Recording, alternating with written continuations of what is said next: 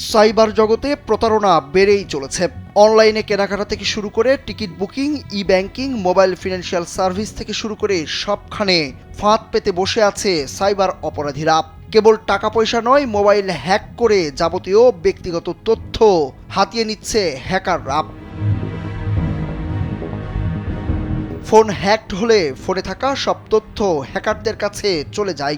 ফোনের মালিক কোথায় যাচ্ছে, কি বলছে, কার সঙ্গে কথা বলছে, এমনকি কল না করেও ফোন পাশে রেখে কারোর সঙ্গে কথা বললেও তারা ভয়েস ট্র্যাক করতে পারে। ফোনের ক্যামেরা অন করে ফ্রন্ট ও ব্যাক ক্যামেরা দিয়ে সবকিছু দেখতে পারে।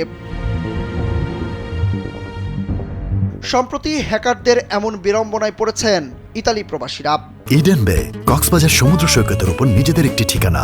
মাত্র ৫ লাখ টাকায় আপনিও হয়ে যেতে পারেন এই হোটেলের মালিক। দেশটিতে থাকা অনেক প্রবাসীর কাছে রোম এবং মিলানে থাকা বাংলাদেশের দূতাবাসের নাম করে ভুয়া ডাক্তার সেজে ইমো অ্যাপসে কল দেওয়া হচ্ছে। চাওয়া হচ্ছে ব্যক্তিগত তথ্য।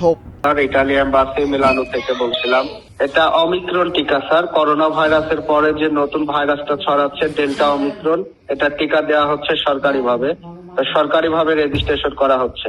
বিষয়টি প্রাথমিক অবস্থায় ইতালি প্রবাসীরা বুঝতে না পারলেও পরে বুঝতে পারে এরা অনলাইন হ্যাকার। বিভিন্ন সময় বিভিন্ন নামে ডাক্তার পরিচয় দিয়ে সব তথ্য নেয়ার চেষ্টা করছেন। কেউ তাদের ফাঁদে পা দিলেই হারাতে হবে সর্বস্ব। নর্মালি এমবাসি থেকে তারা যখন কল দেয় তাদের অফিসিয়াল একটা নাম্বার আছে, তো সেটা থেকে আসলে আসে নাই, ইমো থেকে আসছে। তো পরে আমি নাম্বারটা যাচাই বাছাই করছি এবং আমার যেই স্যাররা ছিলেন তাদেরকে আমি বলছি, তো ওনারা বলছে এটা টোটালি ফেক।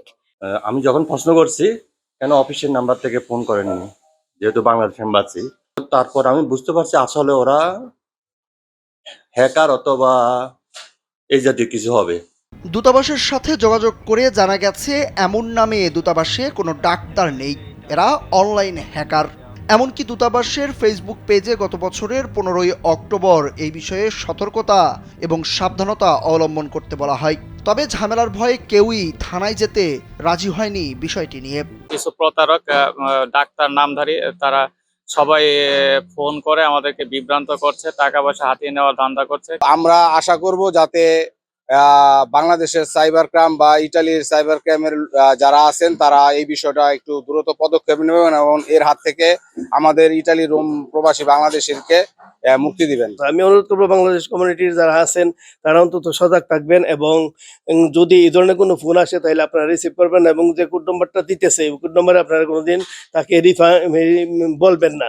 হ্যাকাররা সকাল বিকেল রাত যখন তখন ইমোতে কল দিয়ে হয়রানি করছেন বাংলাদেশি প্রবাসীদের। তবে তাদের কথায় অসঙ্গতি বুঝতে পেরে প্রতারক বললে গালাগালি করে অকথ্য ভাষায়। প্রবাসীদের তাই এসব প্রতারকদের কাছ থেকে সাবধান থাকার পরামর্শ সকলের। সুরুজ আহমেদ, কালবেলা।